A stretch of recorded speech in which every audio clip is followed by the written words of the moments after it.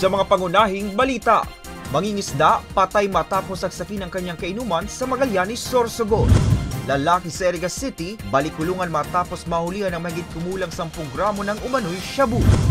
Higit sa 3,000 pulis ikakalat sa mga paaralan sa Bicol sa pagbabalik ng klases sa Lunes.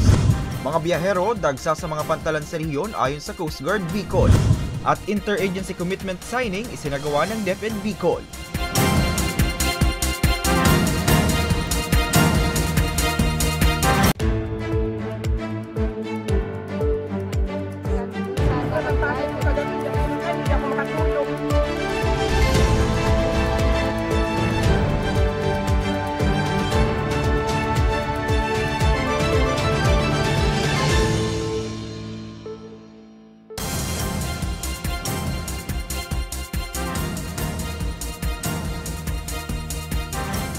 Magandang gabi! Narito na mga balitang dapat ninyong malaman ngayong araw, ika-13 ng Hunyo taong kasalukuyan. Patay ang isang mangingisda sa Magallanes, Sorsogon matapos nasaksakin ang kanyang kainuman na sinita lamang niya sa pagbitbit ng patalim sa isang pagtitipon. Sospek, nagtangka pa umanong tumakas. Narito ang buong ulat. Dahil sa simpleng pakiusap, patay ang isang mangingisda sa Sitio Malagting, Barangay Hubong, Magallanes, Sorsogon matapos nasaksakin ng kapwa mangingisda sa isang pagtitipon. Alas 5 ng hapon nitong linggo, June 8, 2025. Batay sa ulat ng Magallanes Municipal Police Station, namanhikan sa pamangkin ng biktimang si alias Ronald, 42 anyos, residente ng lugar ang pamangkin ng suspect na si Jerry, 40 anyos, residente ng Barangay Biton sa parehong bayan. Habang nagkakasayahan, napansin umano ng biktima ang nakatagong patalim ng suspect at pinakiusapang itago, subalit hindi raw ito nagustuhan ng suspect na nauwi sa pananaksak. Isinugod pa sa Sorsogon Provincial Hospital ang biktima, ngunit nasawirin habang ginagamot. Sa hindi malamang kadahilanan, bigla na lang nakita ng mga testigo na nagkaroon na ng commotion yung dalawa. Then later on, nakita na may tama na itong biktima, kumandusay na lumabas yung bituka. Sinubukan pang tumakas ng suspect, subalit agad naman na nahuli ng mga rumorondang kapulisan. Simpo naman na napadaan yung pulis doon sa lugar. Pagkadaan ko sa lugar, nagkakahabulan kasi naabot yung suspect. Nakipaghabulan na rin yung pulis. During pursuit operation, na-arrest po yung suspect. Tapos dinala dito sa amin sa police station. Sa kasalukuyan, nasa kustudiya pa ng Magallanes MPS ang suspect at nasampahan na ng kasong homicide. Para sa mga balitang Tatak Bicol, Hercules Barbacena.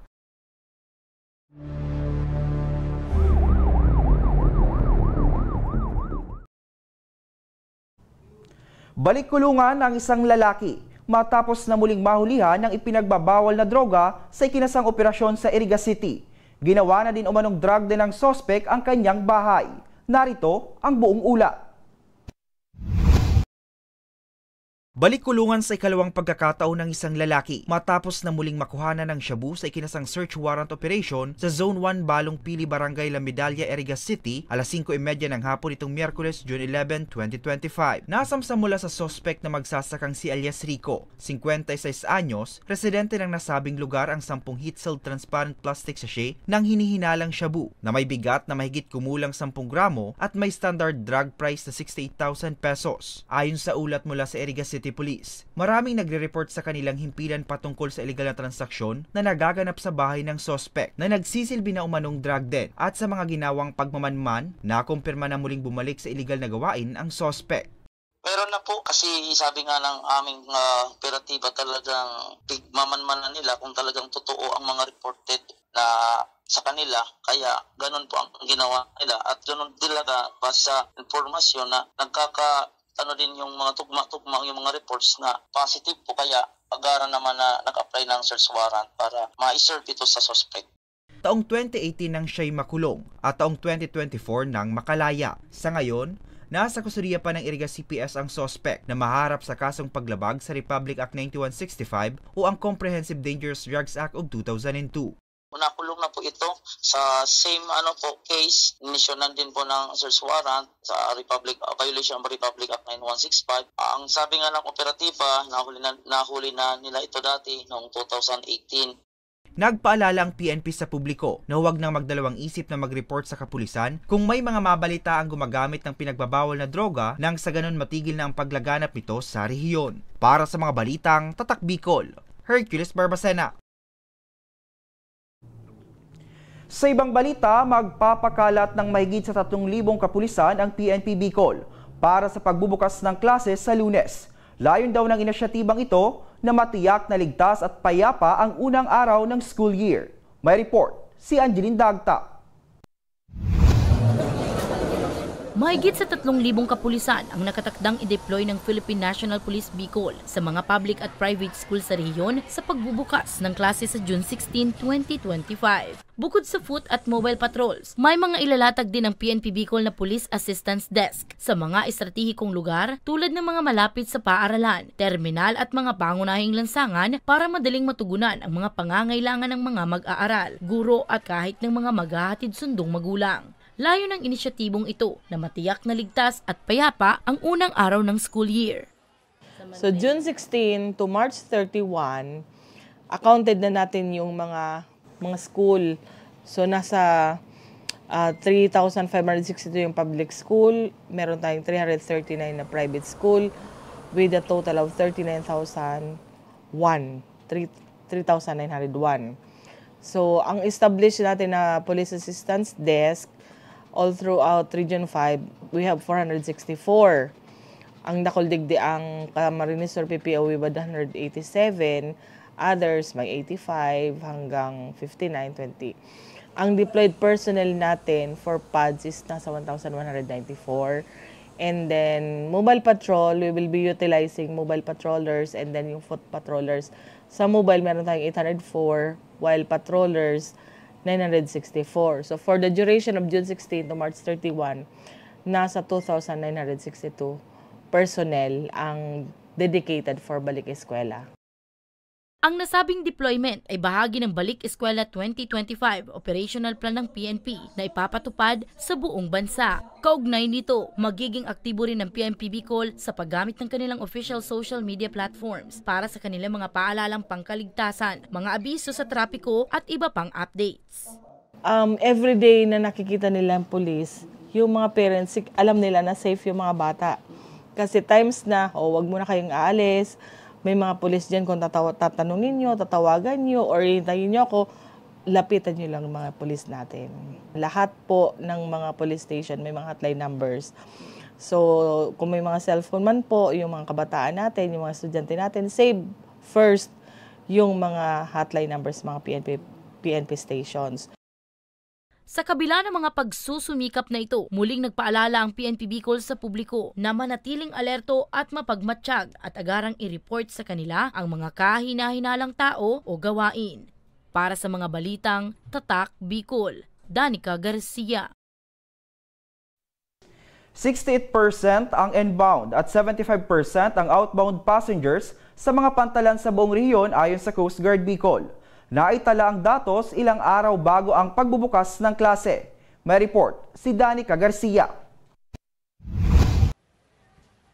3 araw bago ang pagbabalik eskwela ng mga mag-aaral sa Lunes, dagsa pa rin umano ang mga biyahero sa mga pantalan sa rehiyon. Ayon kay Enz Paul Lawrence Literal, tagapagsalita ng Coast Guard District Bicol, nitong Lunes, June 9, 2025, nang magsimulang lumobo ang bilang ng mga biyahero sa iba't ibang ports sa Bicol. Pinakamaraming naitalang biyahero sa Matnog Port sa Matnog, Sorsogon at sa Tabaco City Port. Sa datos ng ahensya, 68% ang inbound at 75% ang outbound passengers sa buong Bicol region. As of the moment po, yung Matnog Port pa lang po yung medyo dumoble po yung pasahero. From 2,000 po nagiging 3,000 to 4,000 ma'am. Bali, medyo tumataas siya ma'am ng plus 50%. Sa ibang naman po, average to normal na lang. Normal naman po ma'am yung mga pasahero ma'am. Hindi pa po nagdadagdag ng mga personnel po ma'am na i-deploy. Kaya naman, muling dinagdagan ng mga itinalagang kawani ng Coast Guard sa bawat pantalan sa rehiyon. Mula 500 ay ginawa na itong 3 hanggang 4,000 para sa mas ligtas na biyahe at maayos na seguridad ng mga biyahero. Bali sa pangunguna po ng ating district commander na si Commodore Ivan E. Roldan, tinitiyak po natin na nakahanda po ang ating mga personnel sa Pantalan sa dagsa po ng pasahero. Mas makikita nyo po yung presensya ng ating mga Coast Guard personnel upang matiyak ang kaayusan sa mga Pantalan at kaligtasan po ng mga bawat pasahero na dadaan dito, ma'am. Samantala, muli naman nagpaalala ang PCG Bicol sa lahat ng mga biyahero na ipinagbabawal nila ang pagdala ng anumang uri ng explosive device, firearms at iba pang mga matatalim na bagay na maaaring magdulot ng problema o trahedya sa loob at labas ng Pantalan. Para sa mga balitang Tatak Bicol, Danica Garcia.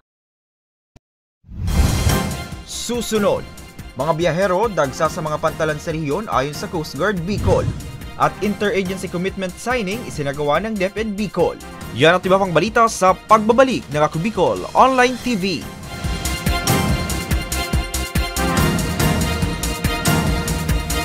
Marahin aldaw sa Indogabos. Ang aldaw na ini ay para sa Indo, para sa tuyang mga kababayang Bicolano na nangangaipuhan kan kalinga, asin manlain-lain na medikal na serbisyo. Ini po ang sa tuyang dalan para makapaghatod kan serbisyo maski guraano ini karayo o karani ang sa indong kinamumugtakan.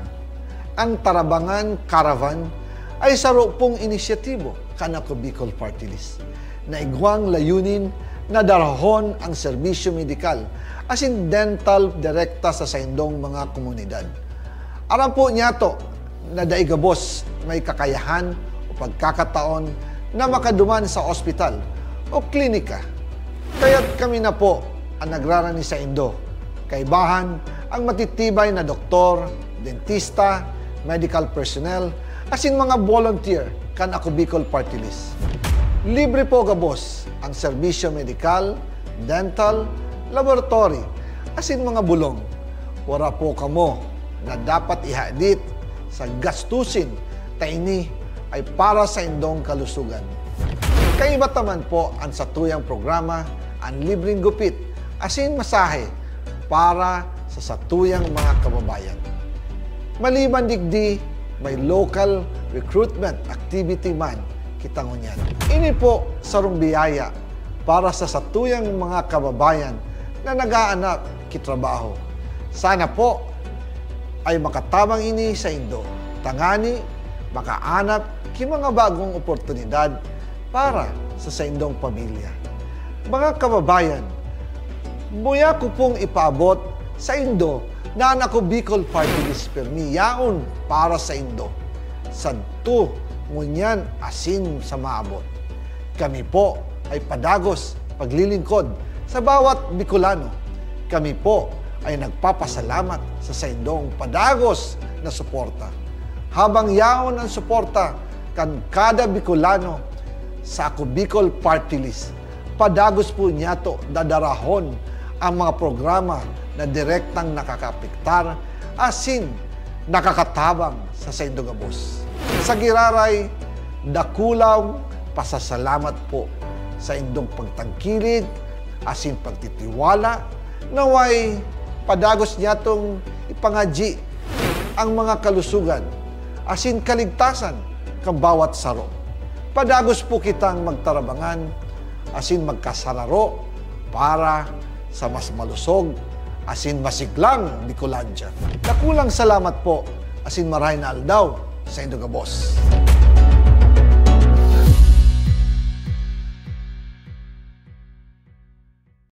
Libo-libo na ang mga nabigyan ng tulong medikal. Bata, matanda, kahit sino man, lahat ng mga may karamdaman, may maaasahan. Nagpapasalamat sa Ako Bicol Party List. Hindi po namin makakalimutan ang tulong na dinala ninyo dito sa aming bayan.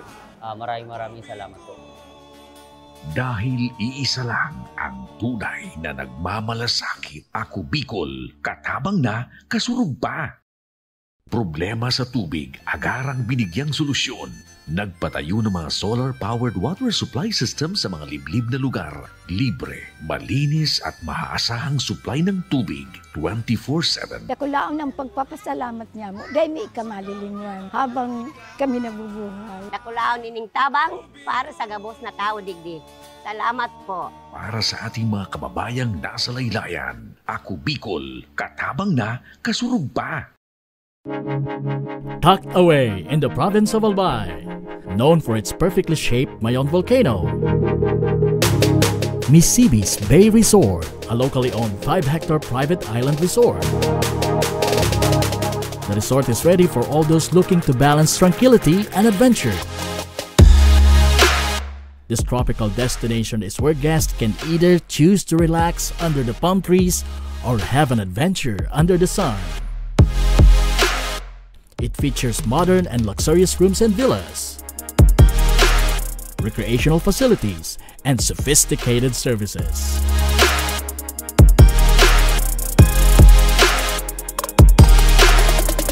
Come and experience Misibis Bay Resort, your tropical island getaway.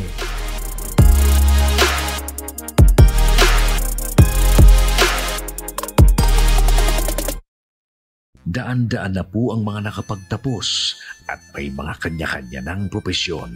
Sa kanilang pagpupunyagi, walang masidlan ang kanilang mga ngiti. Yun at sa Gabos, nagpapasalamat po ako sa AKB. Gusto ko lang po magpasalamat sa Ako Bicol sa opportunity na tigtatao po arog po sa kuya na estudyante. Dahil naandyan lang, katuwang lagi, Ako Bicol, katabang na, kasurug pa.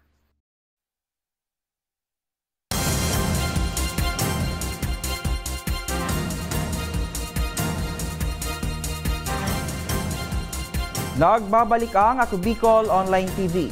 Isinagawa ngayong araw sa Legazpi City ng Department of Education Bicol ang Interagency Task Force Commitment Signing para sa Uplan Balik Eskwela ngayong taon. Kaligtasan ng mga magbabalik eskwela, lain umano ng aktibidad. May report si Angeline Dagta. Organizations and other stakeholders. Isinagawa ngayong araw sa isang hotel sa lungsod ng Legazpi ng Department of Education Bicol ang Interagency Task Force Commitment Signing para sa Oplan Balik Eskwela ngayong taon. Kabilang sa mga lumagda si Police Colonel Rolly Albania ng PNP Bicol, Jamie Roperez ng LTO Bicol, Joel DeFeo ng LTFRB Bicol, Gremil Naz ng OCD Bicol, Dr. Gladys Escote ng DOH Bicol CHD, Norman Laurio ng DSWD Bicol at Engineer Wilfredo Buxit ng Albay Electric Cooperative. Ayon kay DepEd Bicol Director Gilbert Sadsad, sa pamamagitan ng kolaborasyong ito, mas matitiyak ang kaligtasan ng mga magbabalik eskwela sa Lunes, June 16, 2025. Nagkaroon na rin kami ng Brigada Eskwela para maihanda ang ating mga paaralan, mga gamit sa paaralan para malinis, maayos at ready na sa pasukan. Ang paglulunsad ng OBE-IATF ay alinsunod sa DepEd Memorandum 45 Series of 2025. Siniguro naman ang kagawaran na tulad ng kanilang partner agencies, handang-handa na rin sila sa pagbabalik klase ng mga mag-aaral.